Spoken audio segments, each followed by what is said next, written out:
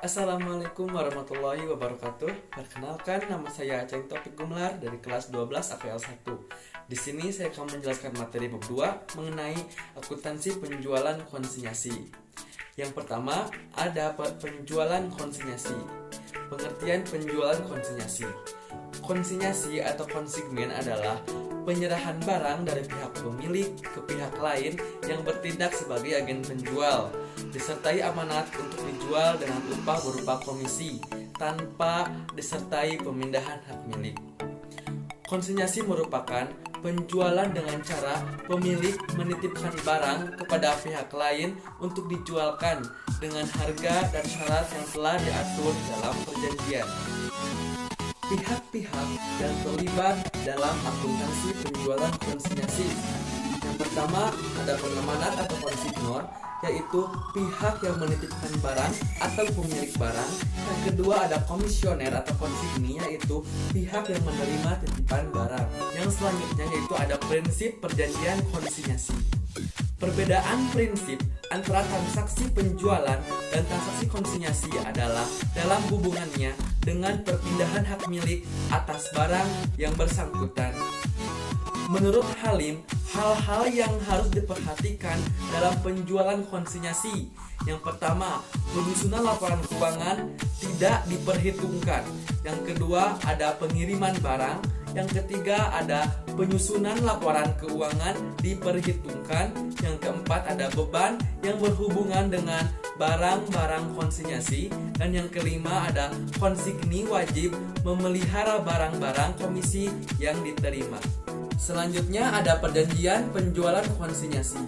Kontrak dalam perjanjian transaksi penjualan konsinyasi. Yang pertama, jumlah dan macam barang yang sudah dibayar. Yang kedua, perhitungan komisi untuk komisioner dihitung. Yang ketiga, waktu pembayaran komisi.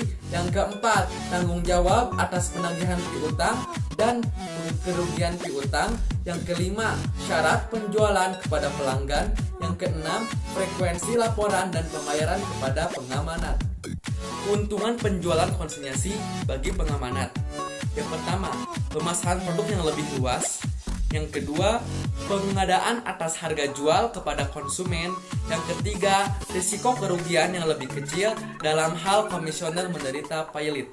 Sedangkan keuntungan penjualan konsinyasi bagi komisioner atau konsigni. Yang pertama, pihak konsigni dilindungi dari kemungkinan risiko gagal untuk memasarkan barang-barang. Yang kedua, risiko rusaknya barang dan adanya fluktuasi harga dapat dihindarkan. Dan yang ketiga, kebutuhan akan modal kerja dapat dikurangi. Sedangkan hak dan kewajiban komisioner. Yang pertama, mendapatkan komisi atas beban. Yang kedua, mendapatkan penggantian atas beban.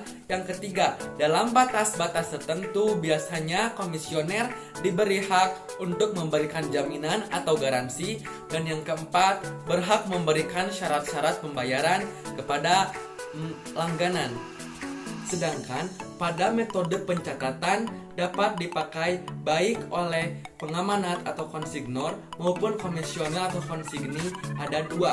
Yang pertama ada metode terpisah dan yang kedua ada metode tidak terpisah. Dalam metode terpisah, laba atau rugi dari penjualan konsinyasi disajikan secara terpisah dengan laba atau rugi penjualan biasanya atau penjualan lainnya.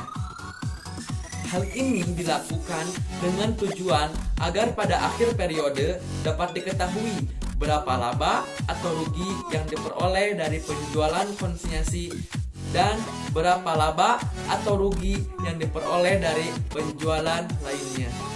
Dalam metode tidak terpisah, laba atau rugi dari penjualan konsinyasi tidak dipisahkan dengan laba atau rugi dari penjualan biasa atau penjualan lainnya. Hal ini dapat mengakibatkan pada akhir periode perusahaan tidak dapat mengetahui berapa laba atau rugi yang diperoleh dari penjualan konsinyasi dan berapa laba atau rugi yang diperoleh dari penjualan lainnya. Selanjutnya, akuntansi oleh komisioner atau konsigni. Bagi konsigni, setiap transaksi pendapatan yang berhubungan dengan penjualan konsinyasi dimasukkan ke dalam rekening barang komisi atau konsigmen in. Komisioner hanya membuat jurnal saat yang pertama menjual barang konsinyasi, yang kedua mengeluarkan biaya-biaya yang berhubungan dengan konsinyasi, yang ketiga mencatat pendapatan komisi, dan yang keempat pengiriman uang ke pengamanat atau konsignor. Prosedur akuntansi penjualan konsinyasi oleh pengamanat ada dua metode. Yang pertama adalah metode terpisah.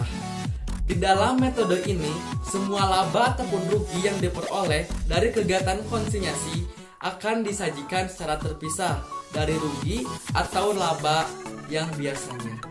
Sedangkan pada metode tidak terpisah, di dalam metode tidak terpisah, laba atau rugi dari kegiatan komisioner tidak dipisahkan dengan laba atau rugi dari kegiatan yang reguler.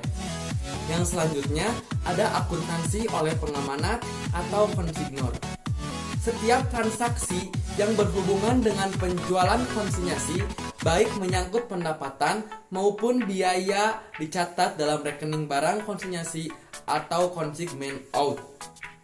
Pengamanat atau konsignor mencatat atau menjurnal pada saat yang pertama menitipkan barang kepada komisioner atau konsigni, dan yang kedua menerima laporan konsinyasi serta uang dari komisioner atau konsigni.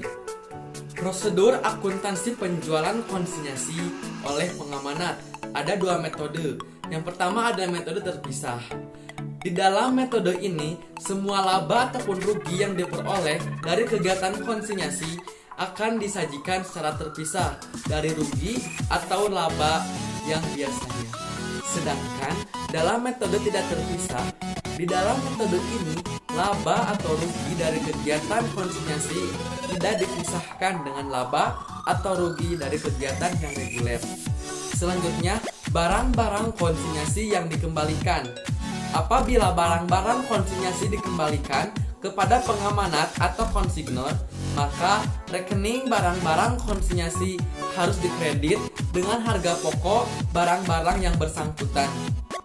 Dalam hal barang-barang dikembalikan karena rusak sehingga manfaatnya tidak lagi sebanding dengan harga pokoknya, maka penurunan nilai itu harus diakui sebagai kerugian